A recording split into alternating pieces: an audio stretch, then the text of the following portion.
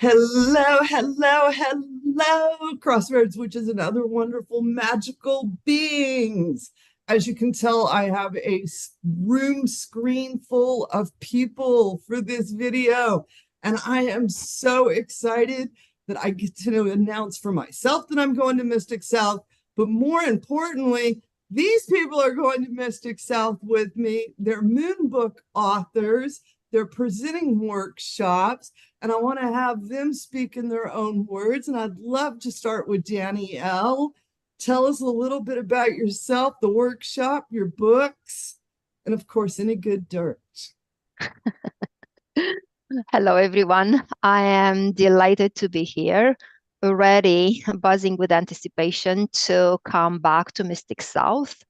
It is going to be my third year presenting, and I have to tell you, every single year as I live the conference at the very end, at the closure, final ritual, I already have ideas in my head about what am I going to propose for the next year. And I do actually begin the countdown to the next event. So this is my mindset um, with regard to Mystic South, the most amazing collective experience, both in terms of the community it creates, but also the very high standard of presenters, the material that is being brought to an ever-increasing audience that we managed to gather here in Atlanta around Mystic South.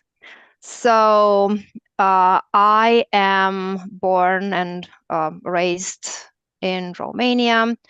My grandmother was a medicine woman and a fairy seer. And I grew up with, I would say exposure, but immersion is probably a better word to describe my involvement with fairy related traditions and folk magic. So those early years left their imprint on me that it's indelible. So later on, I came at this magic and folk fairy magic from a different angle, including more of the scholarship and more of the research on top of the practical aspects that have always been fascinating me. So the outcome of that involvement, scholarly and practical, resulted in translated as 3 books that I produced over the past 2 years. One of them is Where Fairies Meet, Parallels Between Romanian and Irish Fairy Traditions, right here. It is the first ever written study, actually, that brings side by side Romanian and Irish fairy lore and folklore and traditions. And what I find particularly valuable, I love to talk about my own work, really. What I find very valuable about this one book is it shows a continuum, invites the thought of fairy beings and fairy related phenomena, not something that happen only in a mythical imaginary space, but things that actually did happen in the past and they keep happening in our present day. So that's filled with material collected from as late as 21st century. The second book, A Fairy Path, the memoir of a young fairy seer in training, that would be me. So this book I dedicated to my grandmother, and it is the story of walking a fairy path from the perspective of somebody who lived immersed in that culture, within those traditions, very much in a very conflicting space, both historically and ideologically, because at the time I was growing up, Romania was in the grip of the communist regime, a tightening, ever tightening grip. So there was a massive suppression of these folk magic and traditions, and everything that was spiritual and esoteric was not welcome. It was, I would say, dangerous to be involved with because yeah, it was not the line of an ever increasingly politicized life. So it's that. And what I find again very valuable about this book, I was able to reconstruct some of the magical practices that exactly the way I took them from grandma. So some of them are recorded the way I learned them and in the context when they occurred. And the last part of the book, it's actually a little collection of charms and spells and rituals the way I could reconstruct. So I'm not going to claim that that's 100% original because I'm no longer the person that I was when I was 9 or 10. So what's in there also reflects a process of growth and maturation, but also it's growing and maturing on a foundation that is authentic and it's like firsthand information. And last is fairy herbs for fairy magic, a practical guide to fairy herbal magic. It is another, dare I say, first of its kind, because it is not a generic herbs for witchcraft or magical herbalism in a generic way, but it is focused, it's targeted for those who seek involvement or seeking or not, they ended up involved with fairy magic. So the book looks at traditions where we draw that line in between leaving fairies alone, which is very much the advice that anybody visiting Ireland would receive, and how much you actually get involved with. Because if we look at the story of fairy seers and magical practitioners who receive their information and knowledge from fairies, we see that collaboration and interaction and mutually advantageous relationships are actually possible. So the book invites that kind of collaboration and puts at the disposition of the reader the means to do so in this field of herbal magic. And I gather there probably like 40, 42, 44 plant materials, analyze those from a cross-cultural perspective. So everybody who has a more eclectic type of practice knows what to use.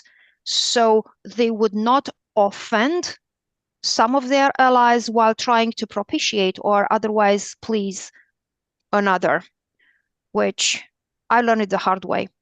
So that is in a coconut shell, me and my work, and once again, my never-ending enthusiasm surrounding Mystic South. I do have to ask you, what class are you teaching and when? I do teach classes on fairy magic. I have this whole course that I created. It's called Fairy Magic, from foundations to advanced practices.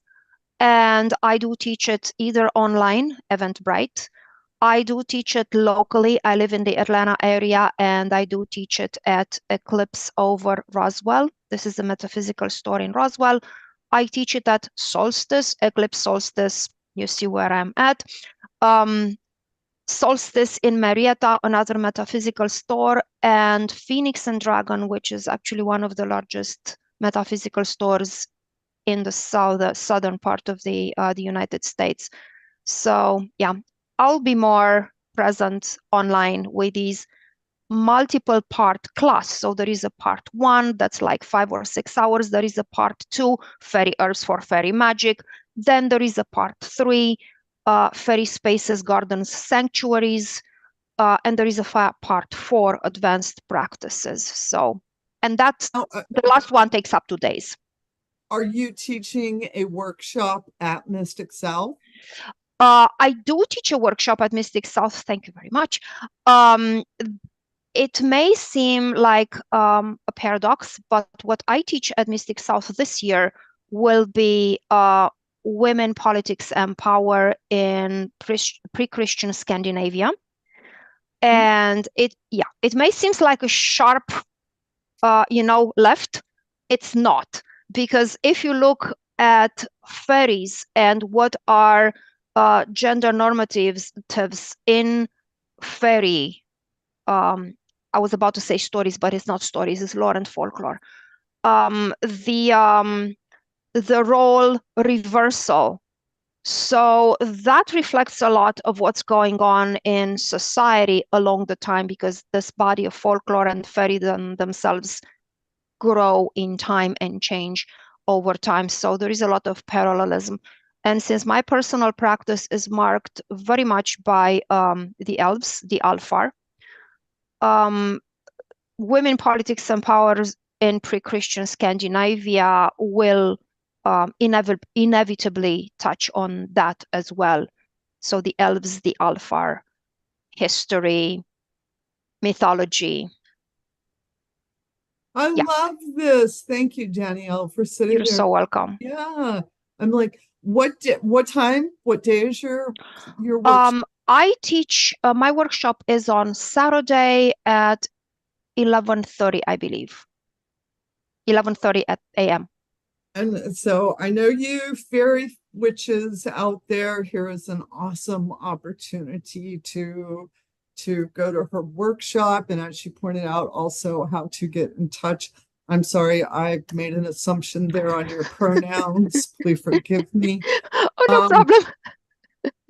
but to reach out and everything, and I'm going to pass the baton over to Laura so that you can tell us about yourself, your books, and the workshop that you're teaching at Mystic South and your thoughts on Mystic South.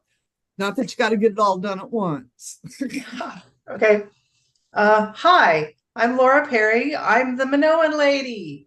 That's how everybody knows me. I am the founder and temple mom of Ariadne's Tribe, an inclusive Minoan spiritual tradition. We are an animist, polytheist, revivalist tradition. We now have about 1,500 members in 43 different countries. So yeah, this started out about 10 years ago. But the book that launched this tradition was Ariadne's Thread, the first edition published by Moon Books. It is in its second edition now.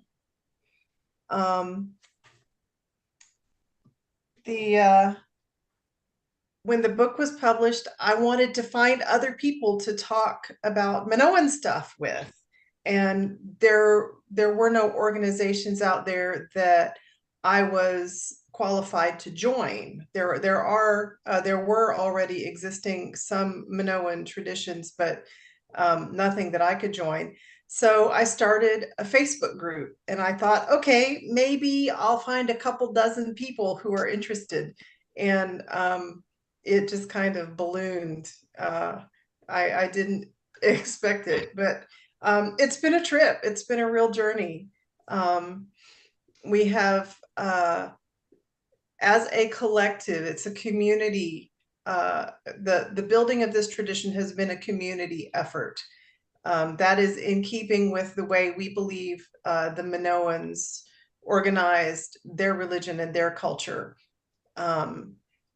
And so all of us together have built the pantheon and the liturgy and a ritual structure, and all the traditions that we all practice. And yeah, it's been a trip. So the second book that I wrote was the second Minoan theme book that I wrote was this one. It's Labrys and Horns, which is sort of the how-to for Ariadne's tribe spiritual tradition.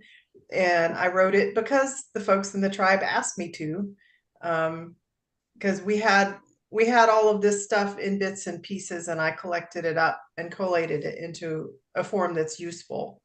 I'm currently working on my third Minoan nonfiction book. It is in the Moonbooks Pantheons series. I am thrilled to be adding to this wonderful series, which is designed to introduce people to lesser known pantheons. And so I'm writing the Minoan Pantheon, obviously, and it should be out early in 2025. I don't have a date yet, but that's coming. And I'm coming to Mystic South, which is delightful. I get to see all my friends, the ones that I only see online. Even some people who are just across town from me. Daniela, did you know that I live in the Atlanta area too? No. Yeah. So I get to, these people that even that I just live across town from, and the only time I get to see them because we're all so busy is at Mystic South. But it's a marvelous the vibe of the conference is just so very welcoming. The first year I went, I felt like I was already with family. It was marvelous. And the people the organizers who run this conference, they listen to the feedback of the attendees in a way that I have never seen conference organizers do before. The schedule is, of course, I always want a time machine, right? Because there are always some scheduled workshops scheduled at the same time, that I want to see. But they've got breaks between the workshops so that you have time to go to the bathroom, to get something to eat, to take care of your needs so that you don't wear yourself out, and so you can pay attention and really enjoy and soak it all up, which is just marvelous. And then there are rituals, which are loads of fun, and there's music. And so this year, I'm doing something new. I'm doing something that I've already done before and something new. The something that I've already done before is a ritual. Last year, we did the first public Ariadne's tribe Minoan ritual that has been done at a conference. And it was a gentle, sedate, meditative ritual to allow people to get to know the deities. This year, we're going to party it up. We're going to have a joyful, exuberant, celebratory ritual. The Minoans were a joyful people. You can see it in their art. You can just tell from the way that their cities were structured, that these people were community-minded, joyful people. And so Saturday afternoon at 3:00, we will shout for joy. We will dance. We will express our joy at being in community with each other and with the deities. And this is an accessible ritual. You do not have to be able to walk in order to participate. All tribe rituals are fully accessible. That has been one of our priorities from the very beginning. And then the thing that I'm doing that's new is I'm going to present a paper. I've never done this before. Oh, congratulations. Yes. And I have the dubious distinction of having the very first slot on the calendar at 8 a.m. Friday morning. So I don't know how many people are going to scrape themselves up out of bed first thing to show up. But so it's about a very unusual symbol that appears in Minoan art. We call it the snake horns, and they are neither snakes nor horns. And I will share with everyone who is brave enough to drag themselves down to a conference room at 8 a.m. What this symbol really is, and which really, really unexpected animal, which really surprising animal it actually represents. It is not one you would expect to find in Minoan religion. So See, there now we have that's it. worth getting up and going to find out. I'm just saying, that is definitely worth finding out. I love that, Laura. Thank you so much. And of course, we're going to ask Mark, who in the hell are you? I love it. So I'm Mark DeCamp Jr. I'm a new Moonbooks author. I'm coming with my first book, Energy Magic. Now, while this is my first book, I've been a magical practitioner and I've been involved in community for 25 plus years. I've done everything from I've been at all the major conferences.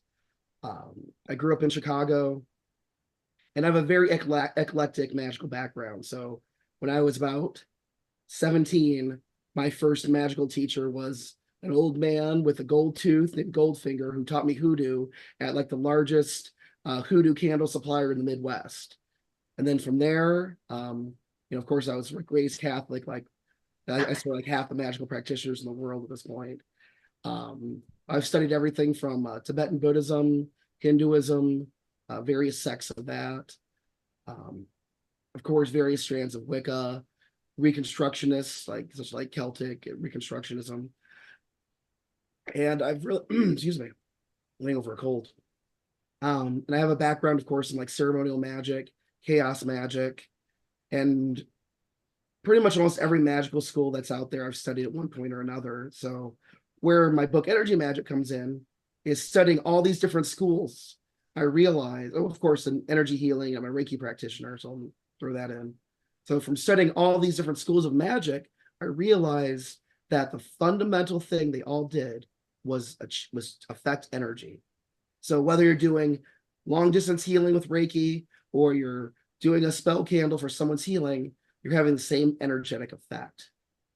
And my book really says it's very non-denominational.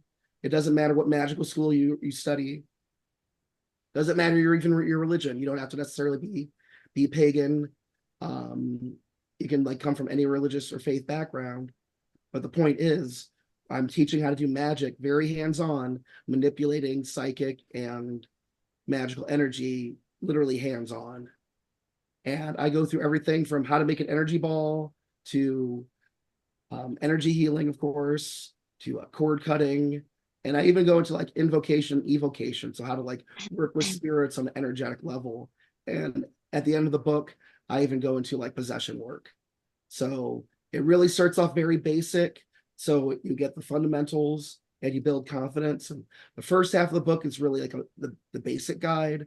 So if anyone's already pretty advanced in magic, you can almost skip that or skim it and then just go right to the advanced guide. And I guarantee you're going to learn something that you've never heard of before. I will in fact I will bet you if you say, Mark, I know everything in this book, I'll give you $100. I'll just make that challenge right now, and I'll keep $100 with me at Mystic South so someone can challenge me. Okay, and I always put my money where my mouth is. The other thing is I'm really excited to be at Mystic South. It's one of the few conferences I haven't been to. I've kind of worked my way through America through teaching and with clients and students. So I'm really excited to go to Mystic South. I love the South. That whole Southern hospitality thing is a real thing. I love the people in that neck of America. They're just wonderful, wonderful people. And I'm really excited. Of course, I get to meet a whole bunch of my Moonbooks authors friends, which I've never met before, which is a wonderful thing because I'm literally surrounded by some of the brightest, most talented magical practitioners and scholars you could ever imagine. There's one bad thing about all this that I'm actually in complete utter dread. The fact that I have to finish all the books I have ever won, especially on this video, that I haven't finished reading yet, so I can have intelligent conversations about your books. So I'm sweating bullets. I'm like, oh man, I got to finish Taryn's book. I have to finish Daniela's book. I got to finish Laura's books. I'm like, and I have they're in my bookcase somewhere behind me, and I'm just like, oh my God, now I really have my work cut out for me. And of course, I'm working on 4 other books right now. I have a nonprofit that I just started, and I have a full-time job, and I've got so many irons in the fire, it's crazy. So I'm thinking, oh dear gods, please let me find the time to finish these books so I don't make a jerk of myself. And I even, where is it somewhere? I bought a book on speed reading so I could finish reading everyone's books. But of course, I haven't finished reading the damn speed reading book. I think that's true of all of us, Mark. We have the stack of books that we're trying to get through with reading and everything. Now, are you presenting a workshop at Mystic South then? And so what time? I sure am. I'm presenting my workshop on energy magic. That is going to be on Saturday, July 27th at 1 p.m. And I basically cover everything from how to work with magical energy, how to cycle it through your body, how to connect with different sources of it. But I also go into very practical methods, such as creating thought forms. And for anyone who's not familiar, thought forms are basically artificial spirits that are like pretty much living spells under your command and direction to do specific tasks. So I'm going to teach how to do that. I'm going to teach how to make your own sigils and how to use sigils to direct energy. What else? And I'll talk more about like long distance, of course, like more close range magic as well. So those are kind of the main things I'll be working on, but I'm pretty much going to draw on as many techniques from my book that I can get away with and talk about 90 minutes now. For those of you who don't know, I'm very infamous for the fact that I put the work in workshop, and I can literally talk to you about any subject. Do you want to know about the fall of the Roman Empire? I'm your guy. If you want to know about the the various sackings of the Library of Alexandria, I'm your guy. If you want to know the best recipe for butter chicken and how to make naan in a cast iron pan, I'm your guy. So I will talk forever. So about almost anything. I'm a jack of all trades, master of none. I blame this on early connection with the god Lu from Celtic. The Celtic god Lu was like literally the Celtic god of jack of all trades. So I think Lu kind of like gave me a bit of a blessing in that regard, which is also somewhat of a curse. So that being said, I'm going to draw on a lot of stuff from my book on energy magic. And even if you're thinking, well, I don't really work with energy, well, every magical practitioner does work with energy. So even if you don't have a practice that's purely energy based, if you add what I'm teaching with energy to your whatever practice you use with tools, I promise you it's like coming together, it's going to supercharge your practice and it's going to elevate it to another level. I love that. I'm like, when is your workshop? 1 p.m. on Saturday, July 27th. I think that was my biggest complaint when I was looking at the schedule, was there was a couple times where I wanted to be in 2 or 3 places at once. If I had any hardcore complaints against Mystic South, it's why do you have such good workshops at the same time? Sure. Unfortunately, Taryn, the one mentor of mine that did master by location usually accidentally is passed beyond the veil. So I cannot help you with that. That was my biggest thing, where I was just like what Laura had said, that the selection of different presenters from so much different magical systems, magical tradition, magical knowledge, spiritual systems and knowledge as well.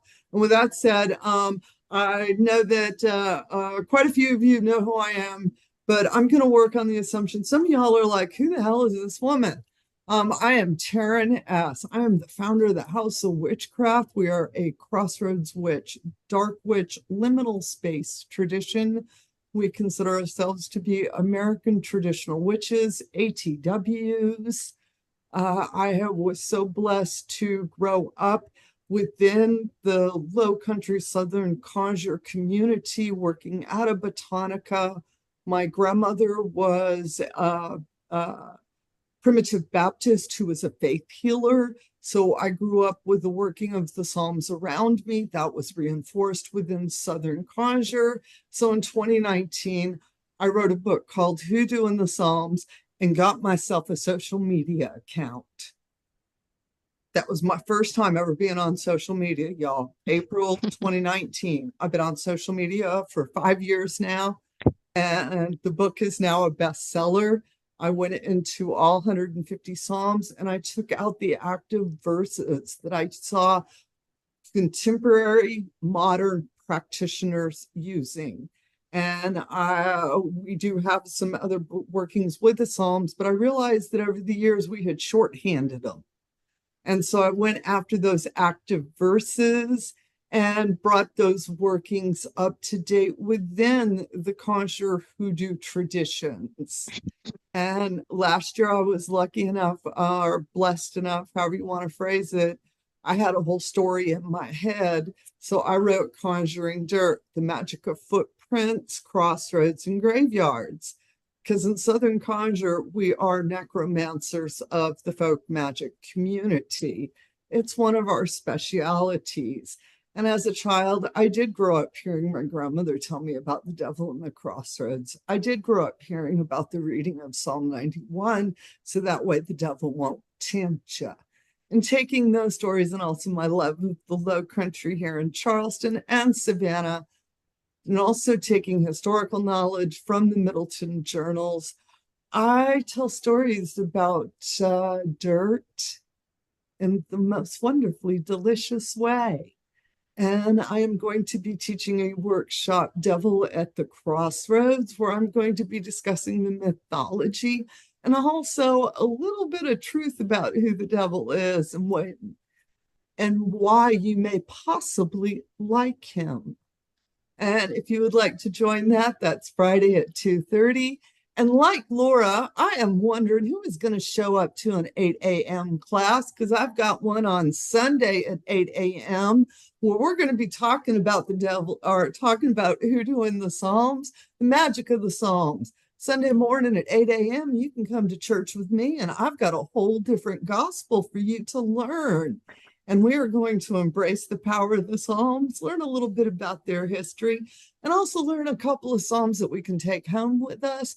And when no one's looking, we can start working them, because you're going to find out that you're going to enjoy it.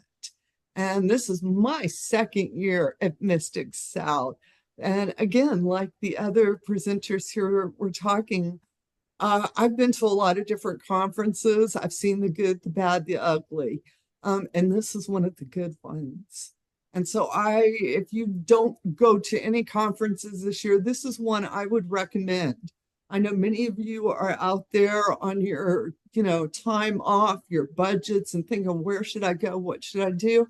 Mystic South's worth going to. If you don't go to any other conference, go to this one. All right. You get some great, we're the Moon book authors.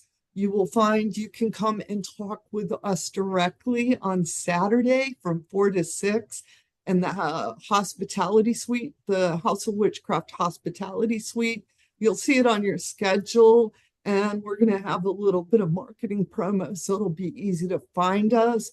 But bring your books so we can sign them. Just come and sit and chat with us.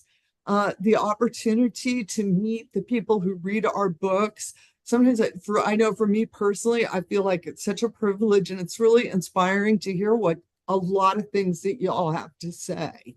All right, because we live in our own little bubbles, and this gives us an opportunity to get out of them. Would anybody like to add anything to that? I would say that as someone who is a conference veteran, that another thing I'm looking forward to is all the academic papers. Back in the day, I know I'm back in the day, I'm just gonna say that. I honestly felt like I had to have like almost a master's or a PhD in international pagan studies to be pagan, or even to be a magical practitioner. I mean, I had, oh my God, I had friends throwing books on Sanskrit, like, oh, you should learn some Sanskrit, and they're going to do these mantras. You know what the mantras mean? I'm like, okay, I'll learn some Sanskrit. So I know some Sanskrit. Then the other friend was like, oh, you're doing ceremonial magic. You should learn some Latin. Here, learn some Latin. I'm like, okay, I'm learning some Latin. And oh, you got to learn some Hebrew. Okay, I'm learning Hebrew because I'm calling the names of the archangels. And it was, I'll be honest, I'm a fairly intelligent person, But I went through a gauntlet in my first few years as in magical training when I came into like pagan and occult communities. And that being said, I have such a love for academic work, and I have such a love for work that really makes things simple and makes things very approachable.